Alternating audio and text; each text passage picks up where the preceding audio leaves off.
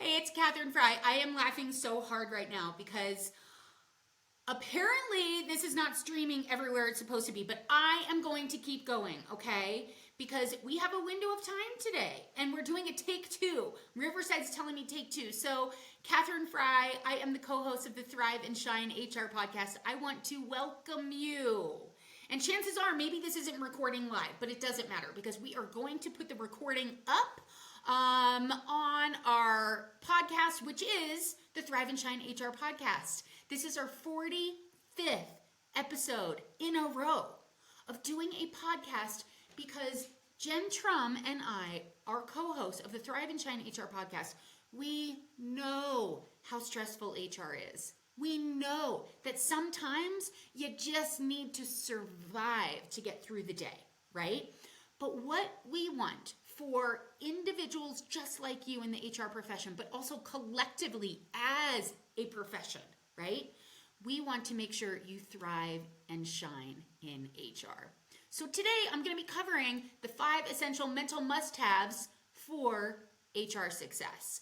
And here's why I'm covering this very topic today. One, Jen and I decided in 2025 we are going to have themes for every single month. January is all about mental health. Your mental health matters. If you actually think that mental health is secondary because I just have to get better about leading my team. I have to improve those leadership skills.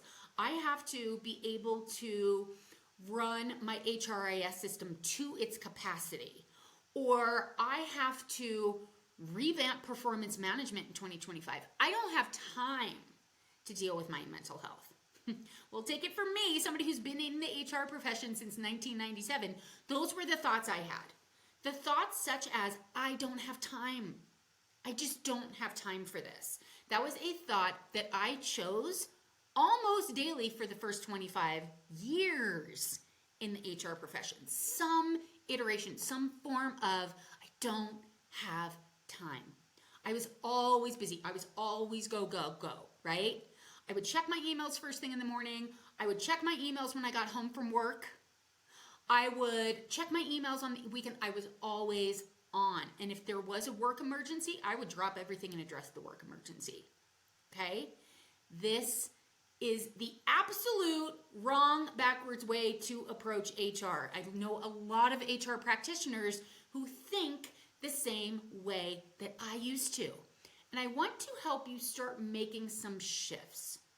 Because if you are not calm, if you are not happy, if you are not experiencing positive emotions, not all the time, but when the time is right, are you working on your brain in a positive, intentional way so that you are mentally healthy?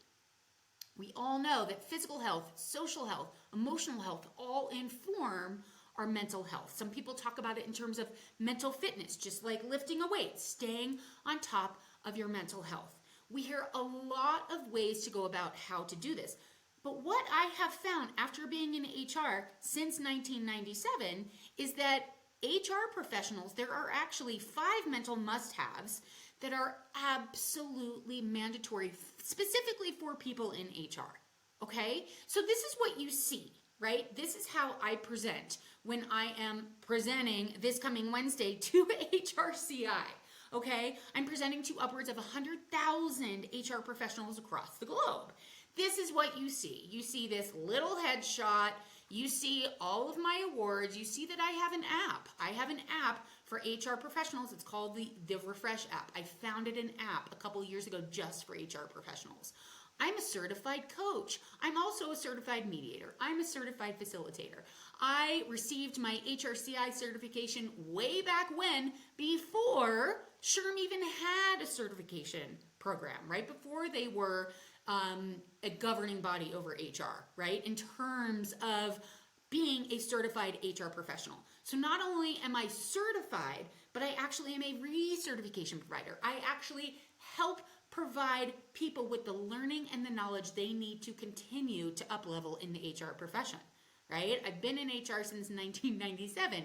And what I have done, the pivot I've made in my career is as opposed to being in HR full-time 9 to 5, I now do consulting. I help organizations that either have an HR department or they don't have HR and they need some help with their HR. So that's the pivot that I made a couple of years ago. It's been outstanding. I love everything I'm doing. If you've ever thought about going into consulting, trust me when I say there is so much work out there. Do not let the thought of there's not enough work out there hold you back, all right? That's a thought. We're going to talk about thought upgrades today. But why am I here today talking about mental health, right?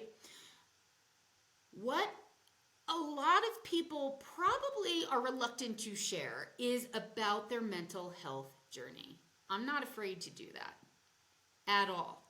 Because I know that when I share what's gone on with my mental health, you will start to look at your mental health a little bit differently. I love that we are live. I'm seeing some good mornings. We've got Tara, we've got Vanessa. I just want to say good morning to everyone. Tara, Vanessa, where are you calling in from? Calling in. You're not calling in. Let's go back a little bit. Let's go back. Tara's in Houston. We've got Dallas. That is so fun. My partner's from Arlington. And we were just down there for Thanksgiving. So talk about mental health. I've got to say, my partner's family, they're all about love, right? We have such a good time when we spend time with his family. And they welcome me with open arms. And I've had such good conversations with my partner, Brett. We've been together for 10 years. We're not married. But his uncle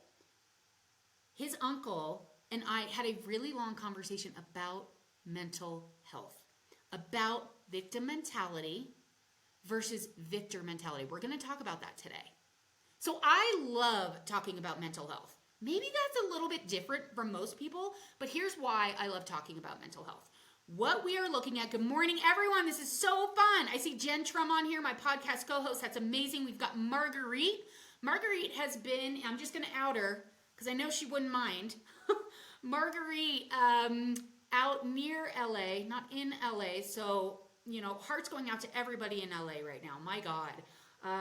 When I worked for a global HR organization, we actually had an office in LA. And I hope all of my former colleagues are doing okay out there. And the ripple effect, right? All the families out there. But today, what we're looking at on the screen, let me get back on track a little bit. Why am I here today? Why am I talking about the 5 mental must-haves in order to thrive in 2025? Well, why I'm an expert on this is because I suffered from burnout. I suffered from burnout 4 years ago now. It's been 4 years. I am burnout free. And what I didn't realize was that my burnout had built up from compounded stress over my 25 plus year HR career. The first sign that I ignored was my autoimmune diagnosis when I was 25 years old. I did not know about the correlation between the high levels of stress I was experiencing in HR. That happened at when I was 25 years old, okay? Fast forward to 9/11 when I had to lay off half the employees. Fast forward to 2007, 2008, I had to lay off 110 employees. And the narrative I told myself was, I'm ruining their lives, okay? What do you think that did to my mental health? How do you think I showed up when I was having those conversations? It wasn't pretty. I did not sleep. My sleep was always impacted by the thoughts I was choosing, by my mental health.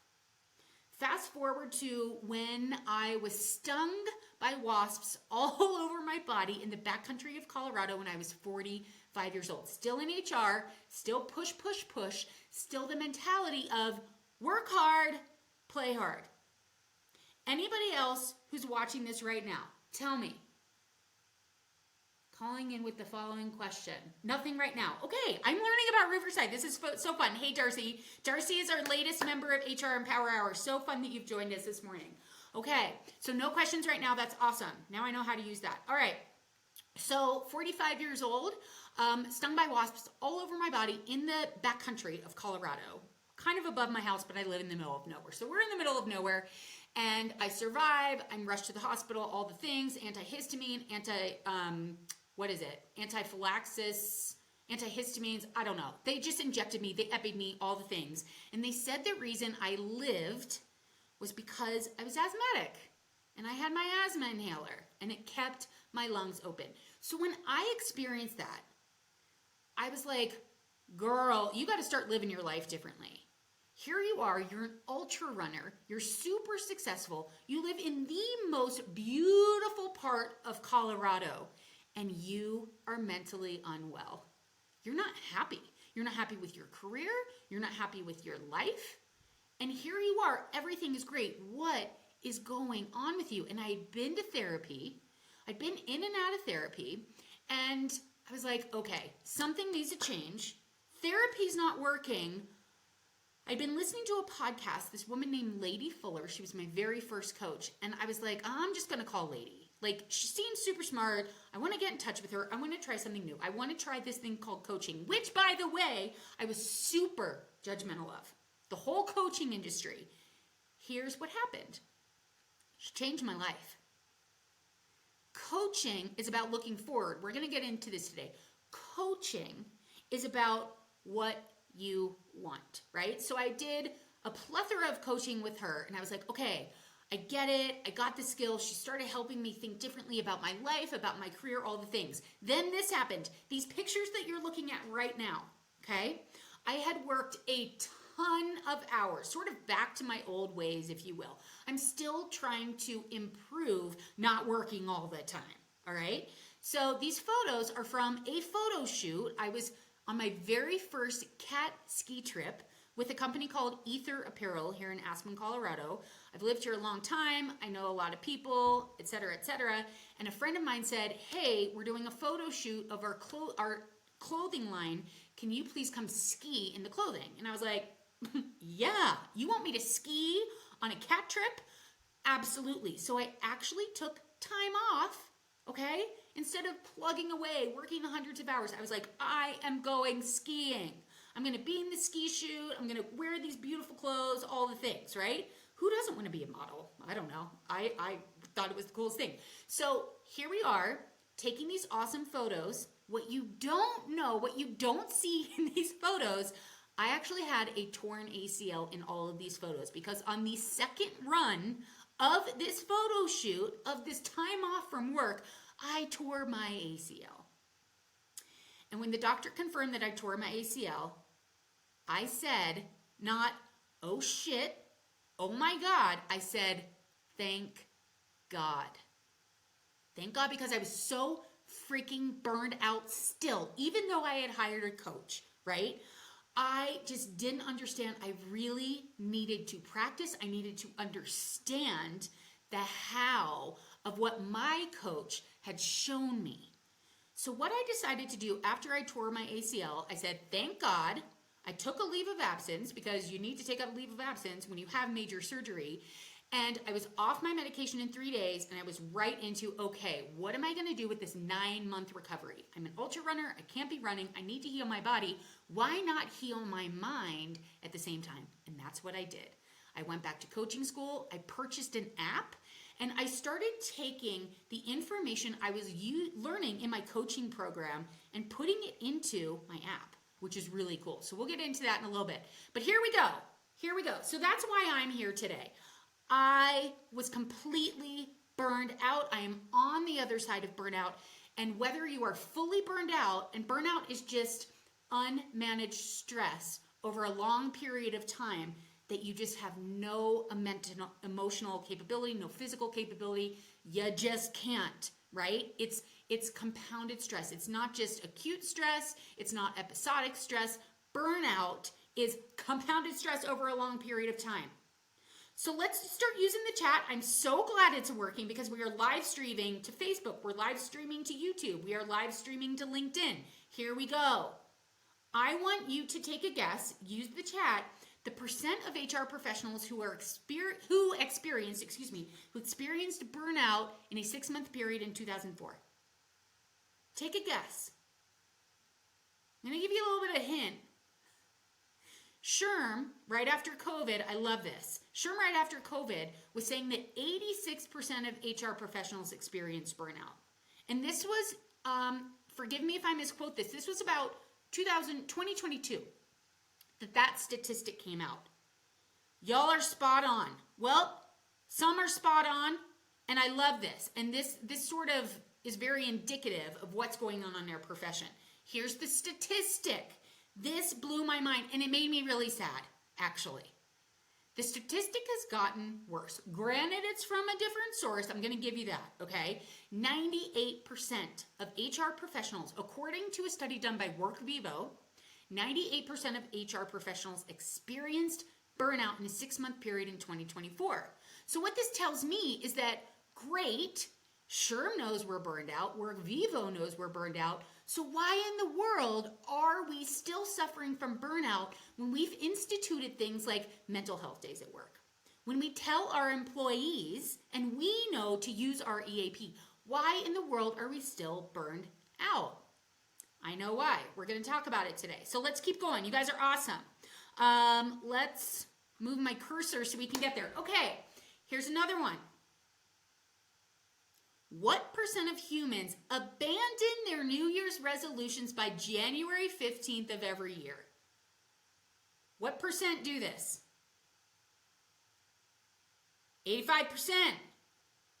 What percent of humans abandon their resolutions? Ha ha! Marguerite saying 200%. I love that. What percent of humans abandon their New Year's resolutions by January 15th? 99%. I love this. And look at the tears. Vanessa's like, oh my God, this is hilarious. It is hilarious and it's not. Okay. I know I'm being literal with the emojis. Okay. 80%. And there's actually a term for it. It's called Quitter's Day. And I said by the 15th of January because I'm actually doing this exact presentation for upwards of 100,000 HRCI members this coming Wednesday. So that's why you saw that date in there, right? Quitter's Day was 2 days ago at the time of this live podcast. 80%. So think about this, right? We have this data that HR professionals are burned out. By the way, SHRM did another survey. 44% of all U.S. workers are burned out. SHRM, 44%. This is not good. And we know that 80% of people are starting their New Year's off. I'm going to lose weight. I'm going to be happy at work. I'm going to go to yoga. Whatever it is. And yet, 10 days into the year, 80% of people have quit. What do you think this tells us? I can't do it. I don't know how to do it. God, I didn't even make it 10 days. Imagine the thoughts that people are choosing when they set toward a goal and they can't even make it 10 days. This is not good for our mental health. The way we go about New Year's resolutions, the way we go about goals, the way we go about our mental health is freaking not working. That's why we're here today. So let's go to a definition, which is really, really important, right? What are we talking about when we say the word mental health? It's a state of mental well-being that really enables people to cope with the stress of life, right? Realize their abilities, learn well, work well, contribute to the community. So this, I think, a lot of HR people can relate to. Because when we go into the HR profession, we go in to help people.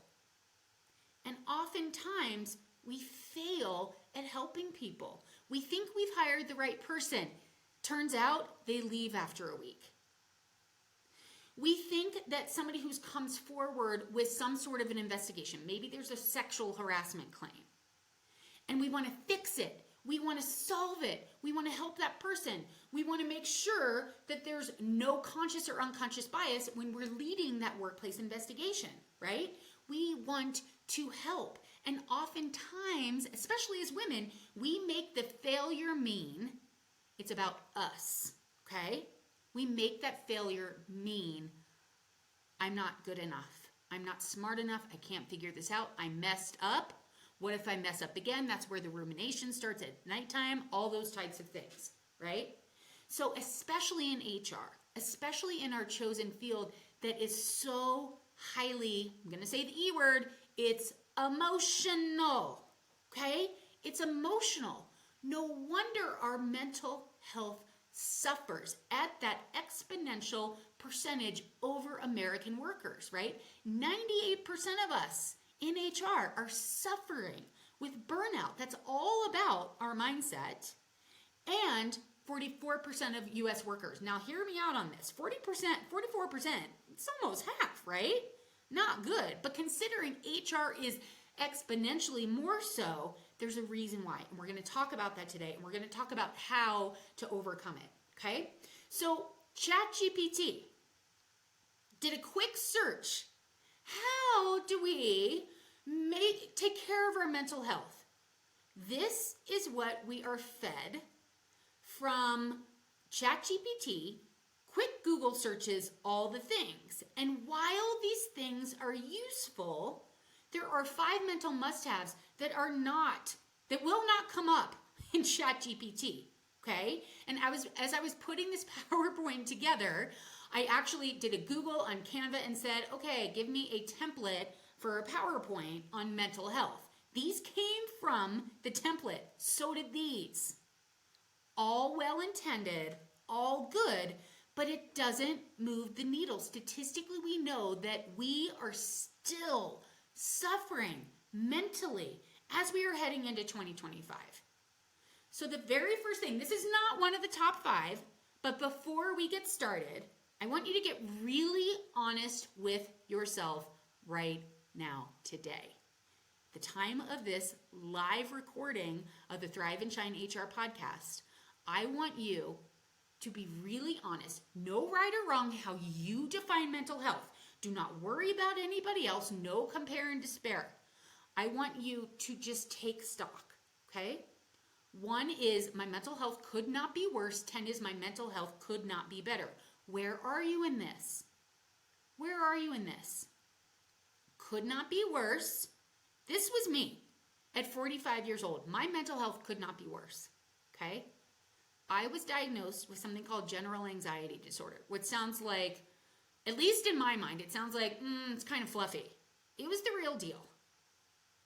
I couldn't get on a chairlift by myself. I couldn't go a lot of places by myself because my brain was in this constant spin cycle of negative thinking. I was worried about work. I was worried about my family. I was worried about my mental health. And it just started rapid cycling, right? And Tara's saying I'm not alone. Yeah, that's exactly why we're here today. I'm super, super passionate about making sure HR professionals address their mental health in a new way, okay? So I was a 1. And here's why I want you to get really honest with yourself today.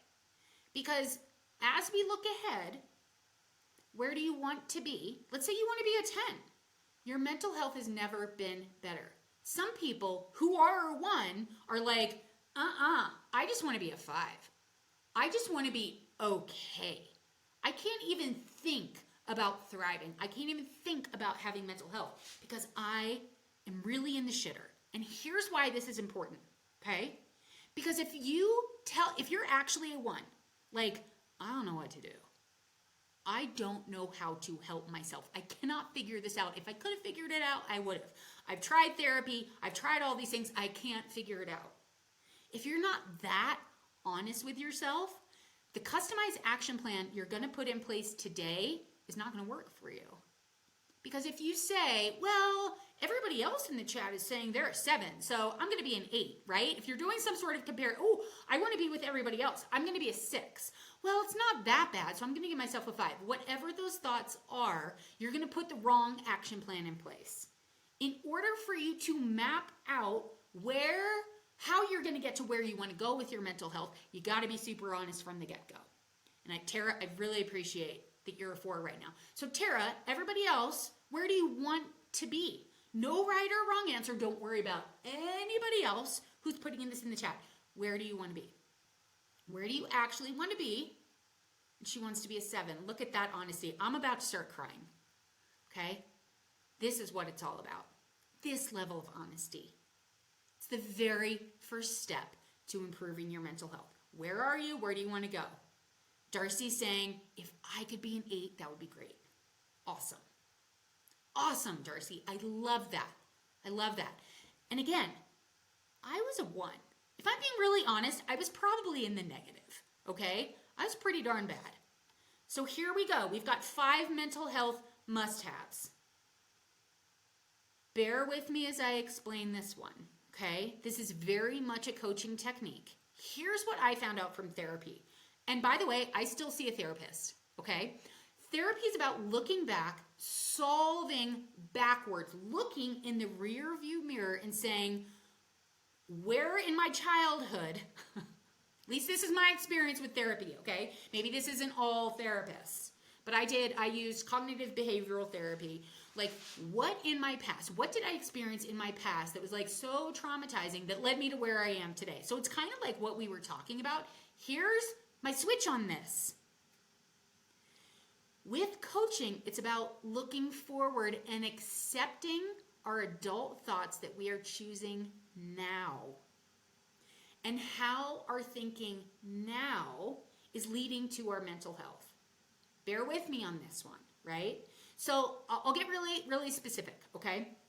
My father was a physician. He was a cardiologist. He literally saved lives. And yet, I made his working mean that he didn't love me and I was unlovable, right? So I discovered all of this through therapy. So cool, that's really great, okay. But what coaching taught me was, what do I actually want in terms of my relationship with my dad? I learned this at 45 years old. What do I want moving forward, looking ahead? What do I want my relationship to be with my dad? And I realized, oh my God, like all these thoughts I've been having right now at the age of 45, it's all about, this is my abandonment issues. Here they are coming up again. I'm so unlovable.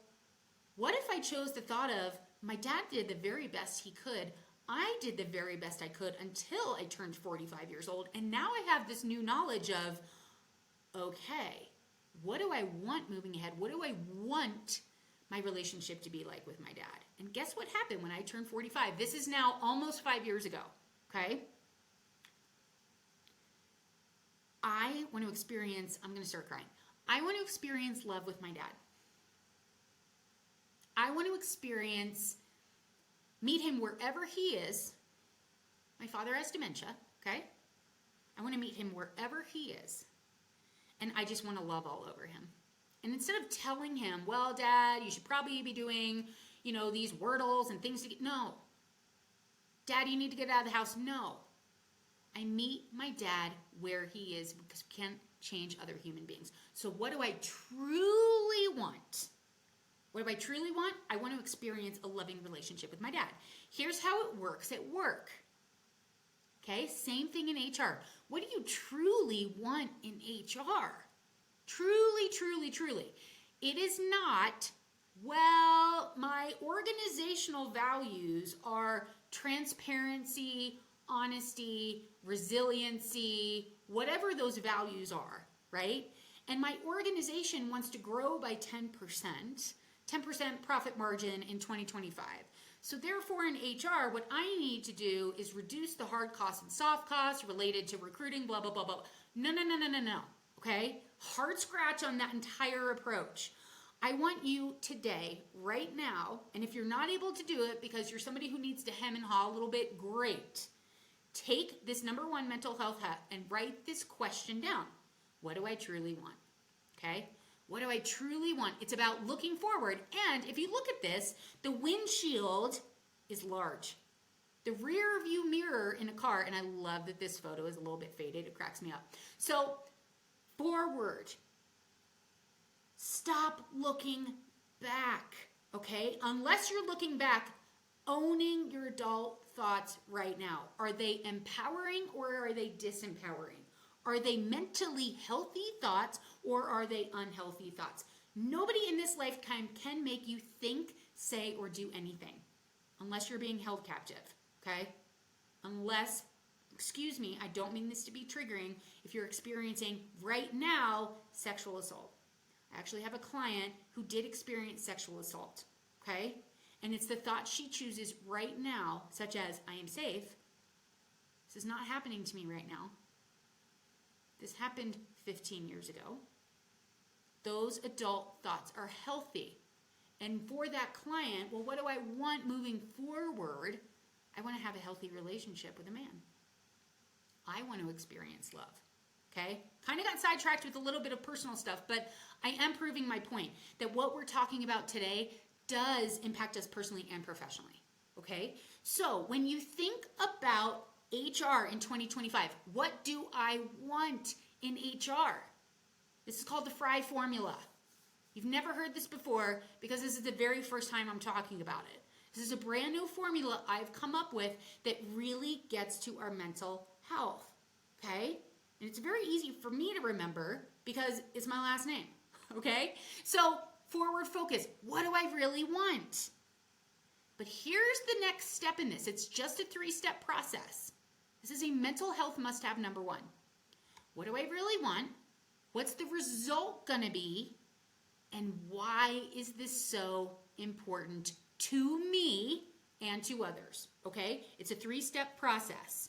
Jen, I'm glad you love it. So here we go. Here's what it sounds like. So this is a real life example based on my business right now as a coach and a consultant. Okay?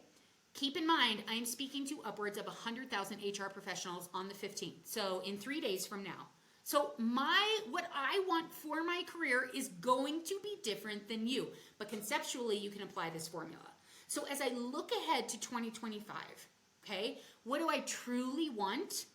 I want to empower 50,000 HR professionals all over the globe. This is not far-fetched considering I will be presenting to upwards of 100,000.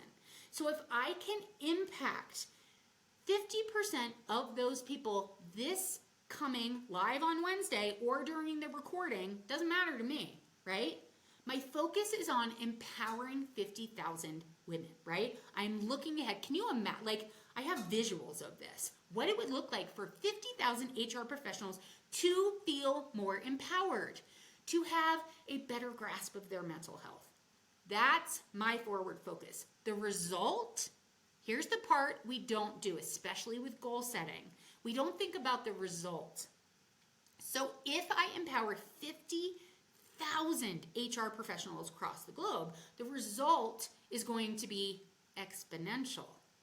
The result is going to be new definitions of success for those people, a new sense of empowerment, and that ripple effect is going to be huge, right?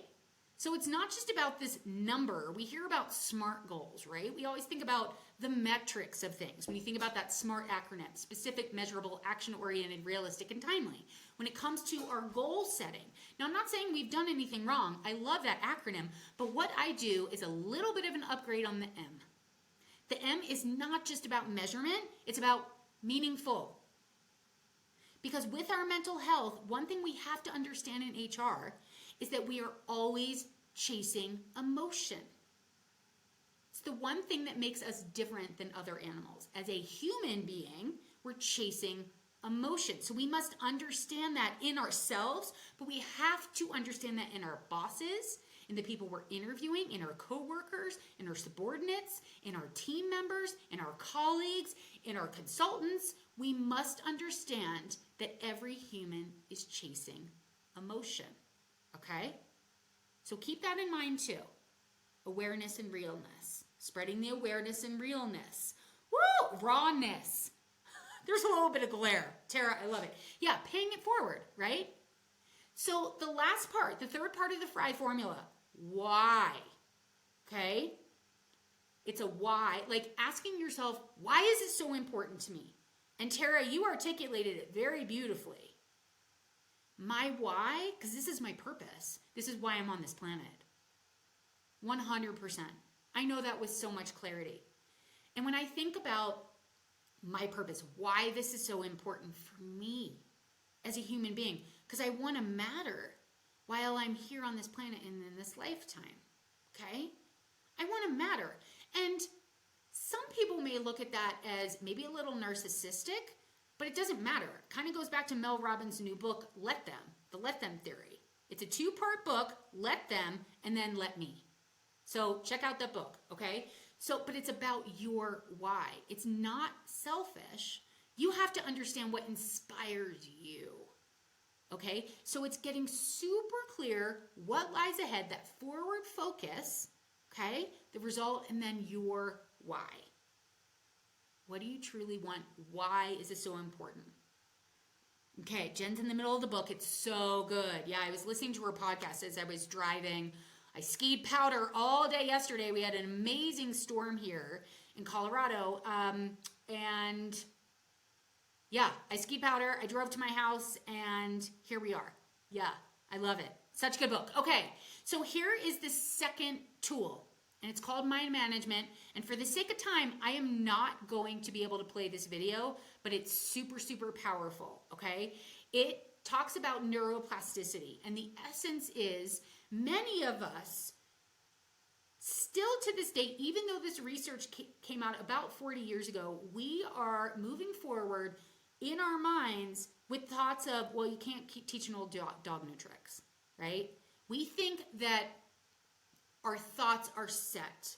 Our childhood, everything is set in stone from the way we were raised, and that's actually not true. Neuroscientists have discovered in the last 40 years something called neuroplasticity. And what fires together, wires together in terms of our neurons, which just basically means that we can change the way we think. We can see things differently. We can make improvements to our mental health. So if you have any employees who are like, well, this is just the way I am, it's actually not true. And if you feel that way about yourself, well, I'm just wired a little more negatively. Or my boss is a micromanager. Woo, there's a thought upgrade opportunity in that, okay? So actually managing your mind. This is not something you're going to see on ChatGPT when you go in there and say, okay, what are the 5 mental must-haves? Mind management's not going to show up, okay? We must understand through neuroplasticity that we can not necessarily develop new neuropath. It's an upgrade to our existing neuropathways. We can change them, okay? So here's the thing. We do this. How do we do this? Okay, cool, great, neuroscience, great. But how do I actually do this? We do this through thought upgrades. So the very first mental must-have, we were talking about the importance of clarity, forward focus, getting really clear on what I want. The flip side of it, the bottom half of that, which is equally as important, are our thoughts. And I love that Jen Trum's on here, my podcast co-host, because when you are in coaching school, Jen and I went to totally different coaching schools. I did not know this to be true. Our thoughts inform our feelings inform our behaviors, and our behaviors inform our results. So your power card, your power move, when it comes to your mental must-haves, is understanding how to manage your mind. And the way you do this is through thought upgrades. Okay? So here's my question for you this morning. At least it's morning at the time of this recording. Be very honest with yourself. What was your very first thought when you jumped out of bed this morning? Maybe you didn't even jump out of bed. When you got out of bed. Let me back up. Not even when you got out of bed. What was the first thought you had upon waking up? Was it something like, I'm exhausted? Oh my God, it's Sunday and I have so much to do and I've got a huge week ahead. What was your first thought? I have to log in. I love that. I need to take my dog out. Oh my God, these are great. I can't wait to get started. Yeah. What I find for most of my clients is I'm exhausted. And maybe there's a little bit of difference on Sunday, right? Maybe not. Maybe Vanessa takes her dog out every single day. I don't know, right? My clients tend to have thoughts, right? My clients who are suffering with burnout, who are suffering from compounded stress, tend to have thoughts like, I'm so exhausted. Or maybe when you get to work, it's, oh my God, I have 1,000 emails. And how did this happen over a weekend? How is it possible that people are working all the time, right? I'm so stressed, okay? Our thoughts matter. And it's not just in the morning, but the thoughts we choose first thing in the morning do influence how we feel about the day. So one of the things that I've done, I've come up with my very own method that's a little bit different from the Fry formula. This is called the ethos method. And knowing that as human beings, we chase emotion. The very first thing I have my clients do is think about, okay, how do I want to feel today? Myself, the S stands for self. How do I want to actually feel? And then we talk about, okay, great. If I want to feel productive, if I want to feel happy, what outcome do I want to experience? So on and so forth. So I have this whole method that reverse engineers what I learned in coaching school. Thoughts inform feelings, feelings inform behaviors, behaviors inform results.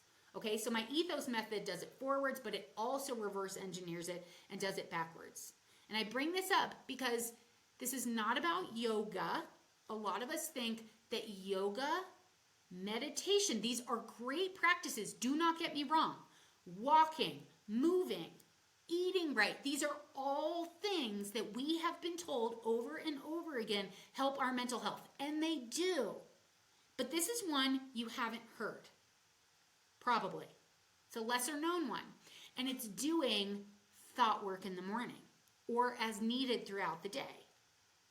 Intentionally choosing your thoughts, because your thoughts are going to inform how you feel, how you show up in the day. So if you're choosing thoughts like, oh my gosh, my boss is such a narcissist and I don't know what to do, or oh my gosh, I'm having another employee investigation, I don't have time for this.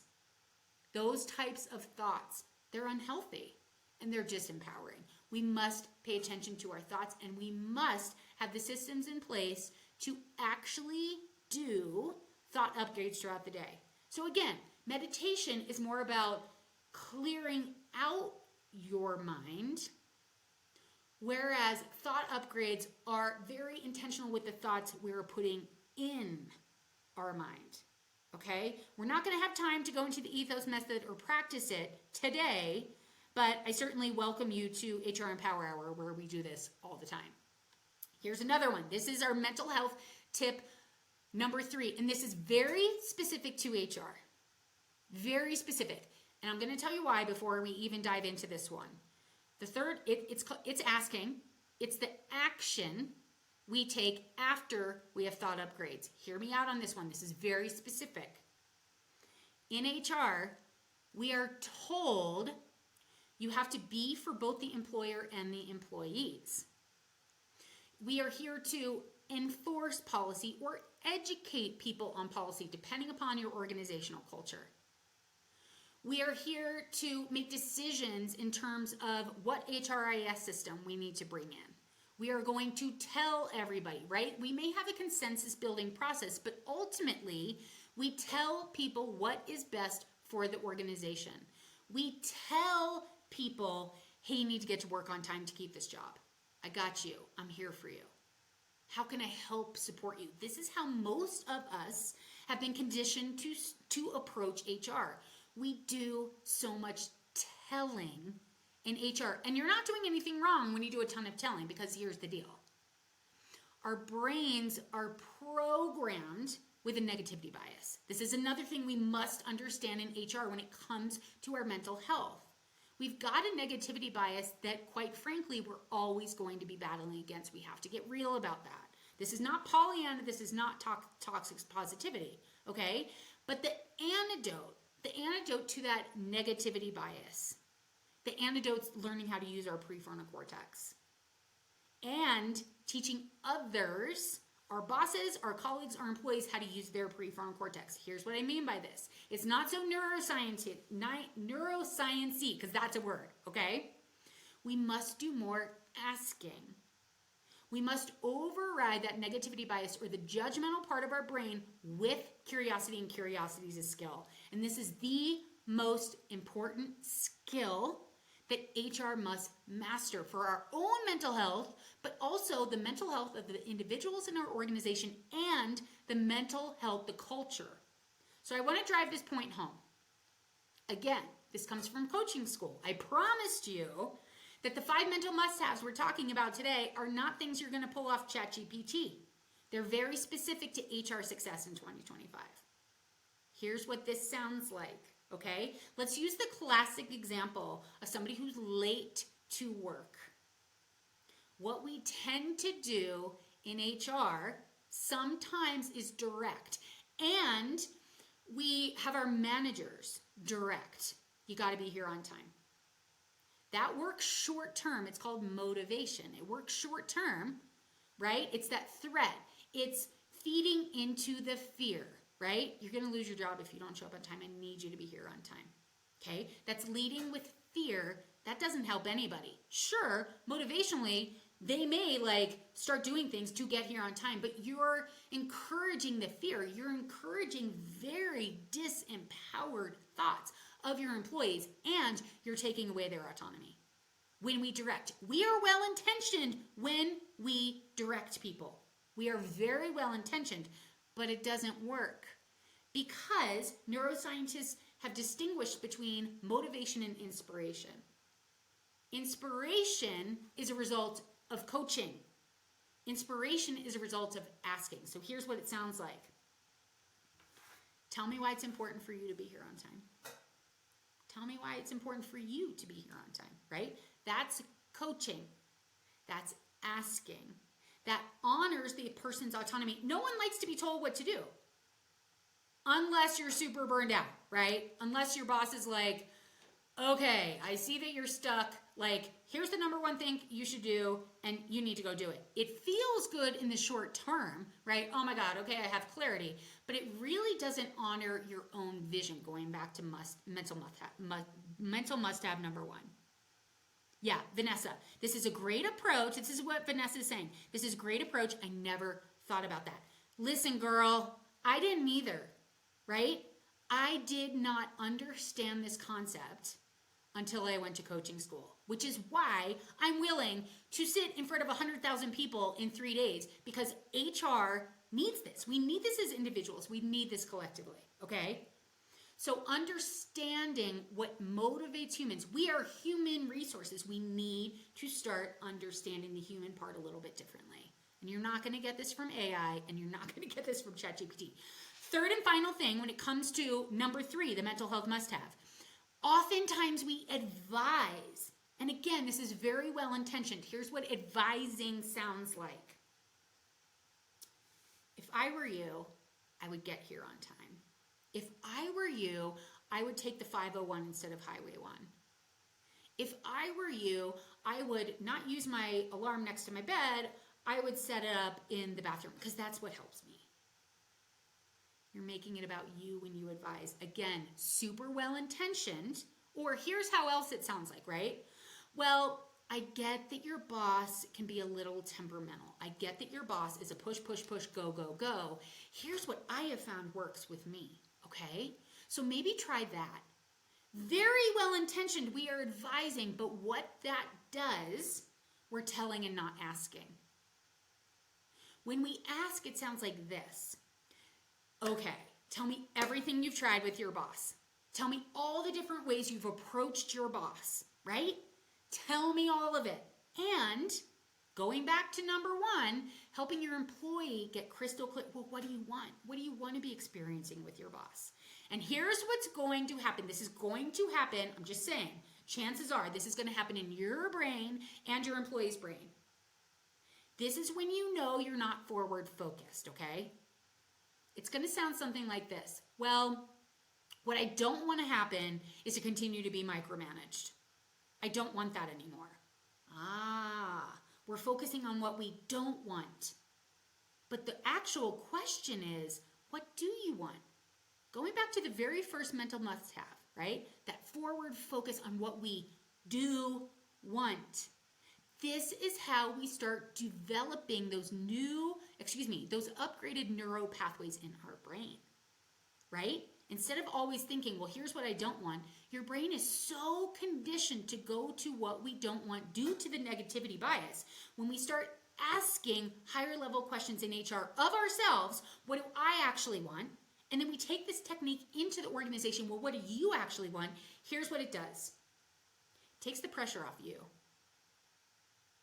You will lessen the likelihood that you're up in the middle of the night ruminating, that you're spending your evenings and weekends overthinking, oh my God, how am I going to help this person?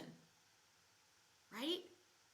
Because when you learn how to simply ask questions, when you lead, I'm going back a little bit, when you lead with curiosity versus judgment, when you learn to use your prefrontal cortex in a brand new way by developing your skill of curiosity, it's everything. Okay? And this is how you upgrade your mental health, and you help upgrading the mental health of people in your organization. This is number 4. It's a little bit tricky. Oftentimes, I'm doing a little time check. We're going to go for 10 more minutes. So, time. I hear from people all the time. Here's a thought. I'm so busy. I don't have time for that. I was so guilty of this. If somebody came into my office in HR and they knocked on the door and they're like, hey, do you have 5 minutes? I mean, my eyes would roll in the back of my head, right? Because why would I have 5 minutes? I am always busy in HR. There's never a dull moment. Woo! Talk about victim mentality. We're going to talk about that, okay? Time is finite. Time's finite. We all have 24 hours in a day. And have you ever noticed, if you're being really honest with yourself, some people seem to have a lot more time. They have a lot more time to relax. They have a lot more time to go to the gym. They have a lot more time for everything. I'm going to give 2 little hacks. These are 5. And for the sake of time, we're not going to be able to get into all 5. Okay? We do get into all 5 in HR and Power Hour. We'll talk about that too. Single tasking's big. You've probably heard this one. 98% of humans cannot multitask. If you think you can multitask, statistically speaking, you can't. You're just jumping from one task to the other. You're checking your email. You're walking your dog, although that's a little bit different. Walking and thinking. Walking actually enhances your thoughts. Here's what I mean. Checking your email, answering the phone, paying attention to this presentation today, engaging in a podcast. You can't do it. You're exhausting your brain. You are making it so much harder than it has to be. Single task. One tab open at a time.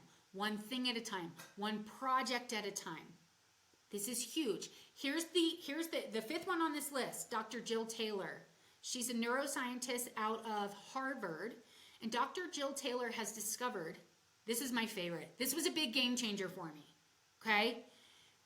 We can only experience human emotion for 90 seconds. Our brain is designed to experience emotion. So let's say your boss comes into your office and says, we need to do a reduction in force in 3 days. This has to happen in 3 days. Your brain is designed to do whatever it's going to do. Maybe it's going to freak out, right? I am not saying the whole point of mental health is to absolutely just stop those thoughts right away. No. You've got to let your brain do what it's going to do. You've got to allow yourself to feel those emotions, whatever it is. Anxiety, whatever it is. But it's 90 seconds that your brain is going to do whatever it's going to do. So allow for those 90 seconds. Here's the crazy part. After 90 seconds, it's the thoughts we choose that are either going to be unhealthy or healthy. Those thoughts are going to be disempowering or empowering. So let's, again, use that example. My boss just said in 3 days, we're going to do a reduction in force. Okay, after 90 seconds, after my brain does whatever it's going to do, my thought could be, oh my God, I don't have time for this. Oh my God, I'm going to have to move everything around. Oh my God. I'm coming clean on how my brain used to work. Now, since I know Dr. Jill Taylor's work to be true, it's like, okay, after 90 seconds, what's going to be a healthy thought? What's going to be a useful thought? Because you choose your thoughts. It's not about your boss coming in and throwing this information on you. That is a victim mentality. And I know that can be hard to hear. But it dives into number 5. Victim mentality. This is the 5th thing that we must start getting really honest with ourselves, because I see this in my coaching clients. We don't understand what victim mentality actually is. This is the 5th mental health must-have. You must understand victim mentality and victor mentality. Here's what victim mentality sounds like. Using that example, my boss just came in and threw this work on me. I don't know how I'm going to get it done. I need to hire a babysitter. My kid's off this week. I was supposed to be working from home. Now I have to be in the office. Victim mentality. Okay? My boss dropped this on me. Factually speaking, my boss just gave me information. What I am making it mean, after those 90 seconds, what I am making it mean is the difference. We can either upgrade our thought or we can swirl. Here's one of my favorites. I hear this all the time. I was triggered. I was working with an organization for 18 months down in southern Colorado, and one of the very high up, she was second from the top, let's just say that, she was constantly saying, that was triggering for me. That meeting was triggering for me. That person from that other organization, that whole conversation was triggering for me. She suffers with victim mentality. She wanted to stay there because it was safe, right? That's for another podcast. When I get triggered, and I do, when I get triggered, okay? You know what I say? Thank you. Thank you. Because it just means I have more work to do on my mental health. And I go back to my ethos method and I say, holy shit, okay, I just got triggered. How do I need to show up? Accepting, patient, understanding. Oh, okay, I need to show up as an understanding. I want to feel as though, okay, I'm going to see them in all their humanness. This was not about me, okay? But for some reason, I made it about me. So I want to be calm. I want to be cool. I want whatever that is. Then you get to decide the action you're going to take moving forward. Mental health days. Such a great progress in terms of HR, right? Jen is saying, finding the gratitude and the gift of the awareness. Yeah, awareness is the very first step, okay? Mental health day. Great initiatives across the board in the HR profession. We provide mental health days or whatever language you use in your organization. Here's what I propose.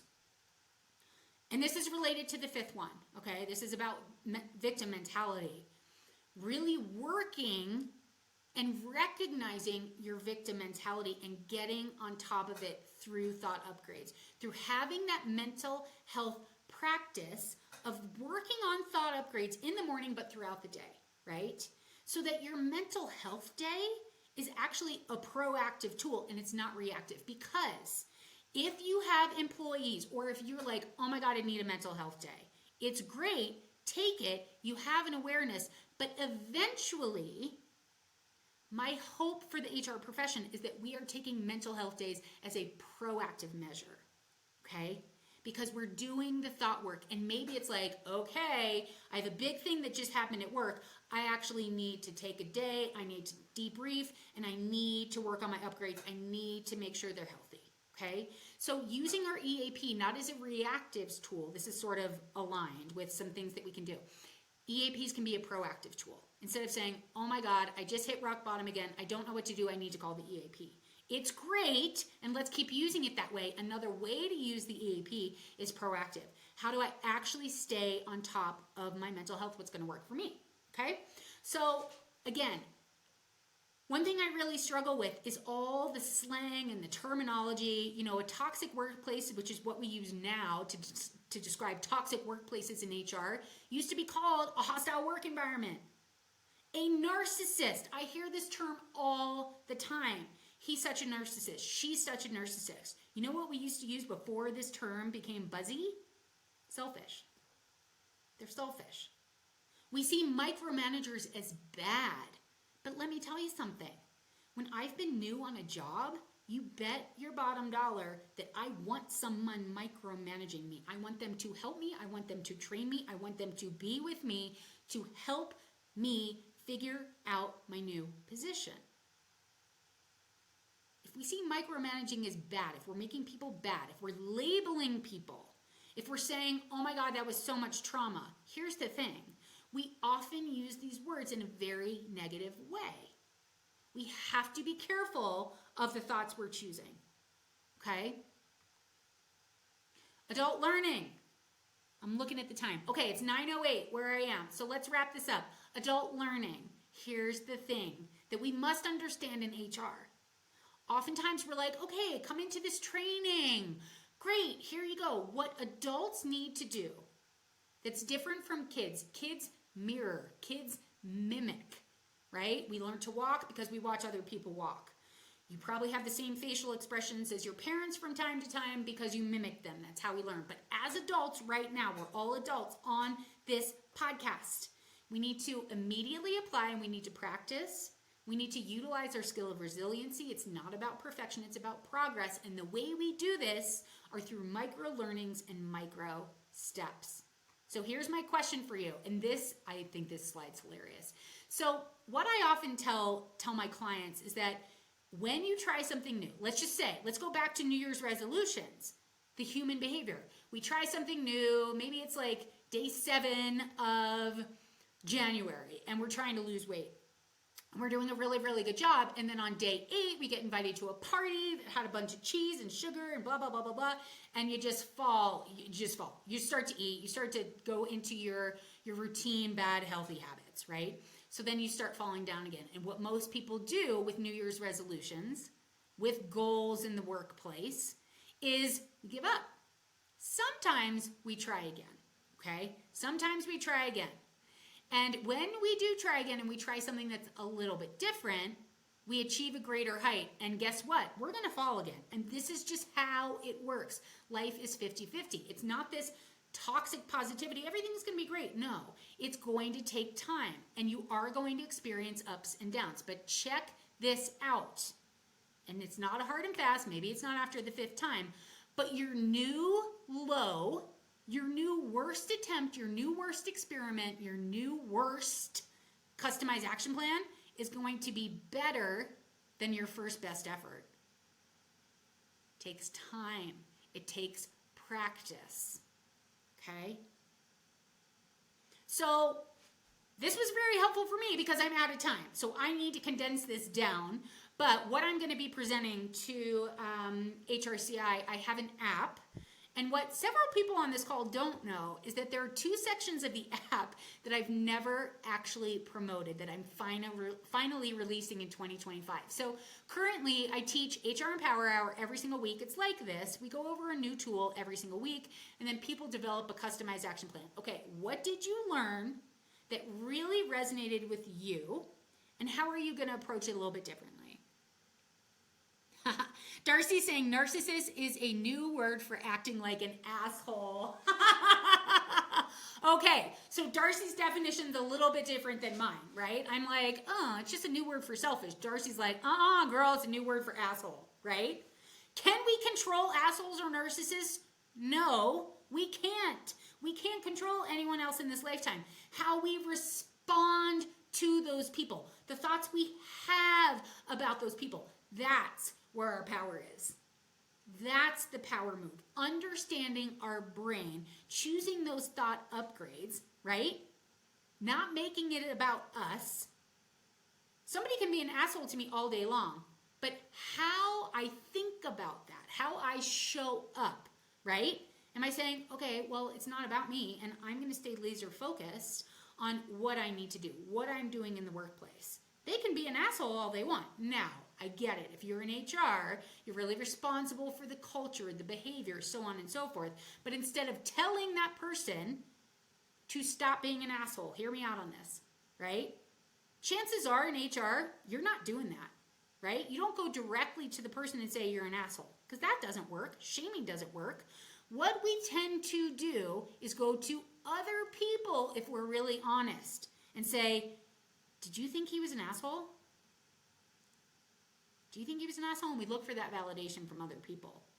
What I recommend is going to the person and not telling them, but asking them. Asking them, not why are you being such an asshole, but what do you want? I want to get really clear and support you on what you want to experience in this organization. What does success look like for you? Right? If somebody's being an asshole It means they are mentally unwell. So again, going back a few slides, this is the ask, don't tell. This is the curiosity over judgment. Well, why? Why are they being an asshole? It's not about you. Their behavior says so much more about them than it does about you. This is something we must understand in HR. We must help other people understand, okay? So if somebody's being an asshole, instead of judging them for their assholery, we get curious. I wonder what's going on in their life. As an adult, we're not making excuses for them. What's going on right now? What thoughts are they possibly choosing right now that is leading them to be an asshole? Their thoughts inform their feelings inform their behaviors of assholery, and their assholery informs the results. Okay? They're behaving in an assholish way. Why? Because of how they're feeling. Okay? Maybe they're feeling agitated. Maybe they're feeling angry. Maybe they're feeling frustrated. What informed those feelings for that asshole? Their thoughts. Okay? So helping our employees, helping those assholes, helping those narcissists understand their thoughts comes from asking them what they're thinking. Hey, how's it going today? How's it really going today? We tend to go to other people. We look for that validation. Did you think they were an asshole? Yeah, they're an asshole. That is not helpful HR. That perpetuates the problem. That perpetuates disempowered thoughts that you're having at work, before work, after work. It doesn't help your mental health. It doesn't help anyone's mental health. This is such a good example. Okay? Be curious. It's a skill. Don't beat yourself up. This was me. I had victim mentality. He's such an asshole. He's such a micromanager. I didn't understand those thoughts were disempowering. I was sitting in judgment of other people. And I thought as an HR person, it was my job to figure out how to help that asshole person. I would help the employee through advising, through directing. I would help the person by going in and saying, here at our organization, we value trust and open and honest communication. And that's how we need to show up. As opposed to, right, that's telling. Asking. The very third mental must, asking. Hey, what do you want to experience in this organization? What does success look like for you? Again, okay? These are big upgrades. So, the Refresh app, it's my app. We have all the HR Empower Hours since October 3rd on replay. HR Empower Hour, because I'm a Sherman HRCI recertification provider, you do earn 1.25 PDCs every single time you attend a live recording of HR Empower Hour or one of the, I think we have over 70 replays in the app right now. The other thing that's in the app that I am finally rolling out in 2025, there are 50 do-it-yourself coaching caps, coaching modules that will shift you out of victim mentality into victor mentality. Shift you out of that judgment and into that curiosity. Shift you out of telling people and into asking people, because it takes practice, right? We have to practice shifting our thoughts from disempowered thoughts to empowered thoughts. And then lab is more about experimenting. It's more about experimenting with hydration, with movement. It's actually more physically related, more emotionally related, more socially related, more financially related, which all falls under the umbrella of health. Shift is all about those mental health upgrades. What does the app look like? I can't seem to find it on the Play Store. So Darcy, the app, if on this slide, look up here, it's the Refresh app. It's 3 words. Okay, and Darcy, you're already in there because you're our latest member of HR Empower Hour. So you can go into Google or Apple and you can type in those 3 words. Or Darcy, I will send you another email that gives you a direct link to it, okay? So all you have to do is open it in Google or Apple, look for those 3 words, and that was really good feedback because I need to have a visual of what it actually does look like, okay? So if anyone is interested in a free trial, if you're not a member of HRM Power Hour, here's what you can do. Just shoot me an email. It does require action, okay? Shoot me an email. I'll give you a 7-day free trial to the app. And for today, you're going to earn 1.25 SHRM and HR recertification credits. But the reason it's 1.25 is because I want you to develop a customized action plan around today. Okay? What did you learn today? The 5 mental health upgrades. Okay? I want you to email me the answer to 3 questions. Why is my mental health so important? How am I going to start showing up differently? What specifically am I going to do differently? So why is my mental health really important to me? How am I going to show up differently, right? That goes to the behavior. That goes to yourself. And the third one is, what am I actually going to do about it? Like, what is the action step I'm going to take, right?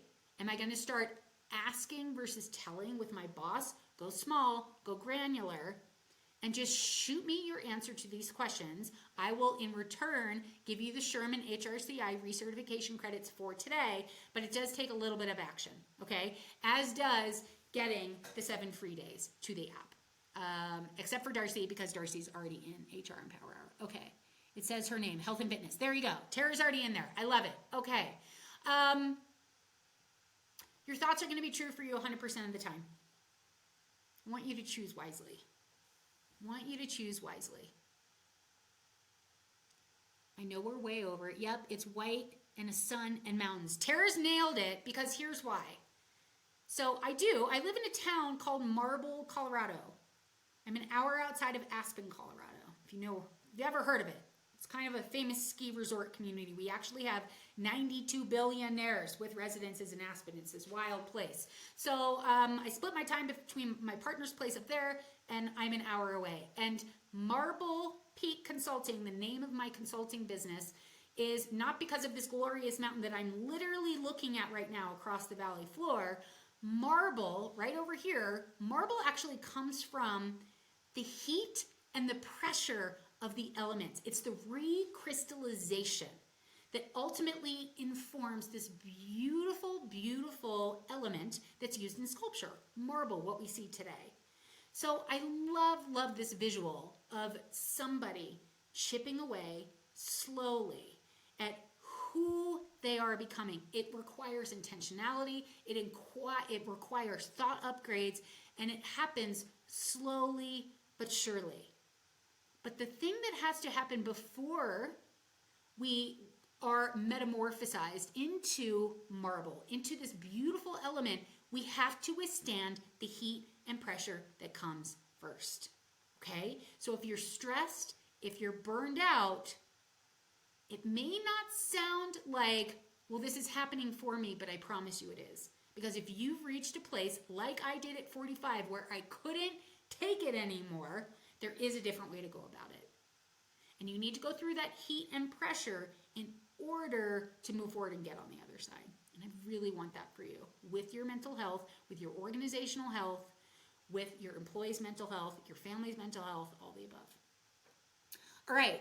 So everybody found the app. I love this. I'm going to stay on for a little bit longer just to see if there are any other questions about this. But before we go, let me know in the chat if this was helpful today.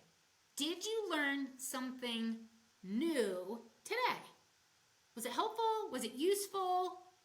Was it what you thought it would be? Extremely helpful. Yes, it was. Thank you. I love it. I'm so glad. I see it on Apple. I Googled it and the link says it's not found in the Play Store. Okay, so Darcy, very, very, very helpful. Okay, I love that. Darcy, thank you for letting me know. My partner has an Android, so he's the one who's always making sure that it's working on Google. What you can do in the meantime is type in your browser, your web browser. Go to refresh .passion.io. And again, I'm going to send you a link to this, but that's how you can get it on the web. That's how you can get it on your laptop, right? You can also get it on your phone in Google Play and the App Store. But in the interim, so I can make sure that it's actually operating on Google, you can always use the web browser as well. And you can actually pull it up on your phone as a web browser. Okay, awesome. All right, thank you everybody so much. I want to thank Jen, my podcast co-host, for having the vision of going about our podcast just a little bit differently in 2025. So our podcast, the first Sunday of every month, Jen and I are going to do it together. The second Sunday of every month, I'm going to be doing something like this.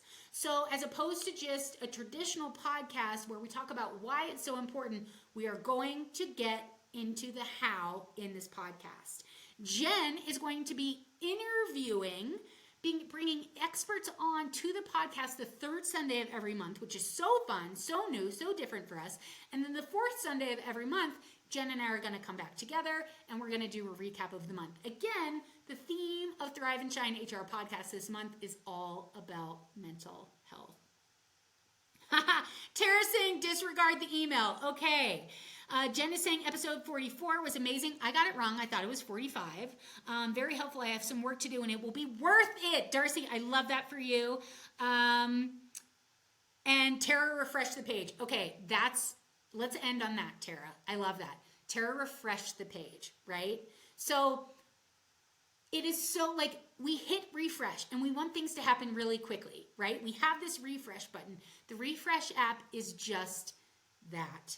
It's an app that helps you refresh your life. It helps you refresh your career through lab, through shift, through HR and Power Hour. You get to learn, you get to experiment, you get to try new things, and you're earning your PDCs the entire time. And the reason I did this was because I may or may not have been so busy in HR about 10 years ago, I lost my HRCI, my SPHR, I lost that credential. I lost it because I was too busy taking care of everybody else, putting everybody else first, and I'd lost that credential. I still have SHRM SCP because I maintain that one.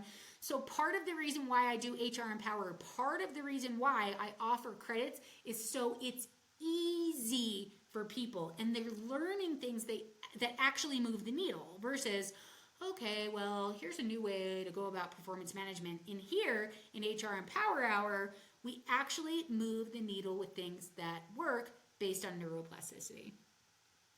Darcy's going to go get a notebook dedicated to this to make this a working educational session. Darcy, I love that. I love that. What a great upgrade for you. So there's Darcy, right? Her customized action plan. What is her small action step?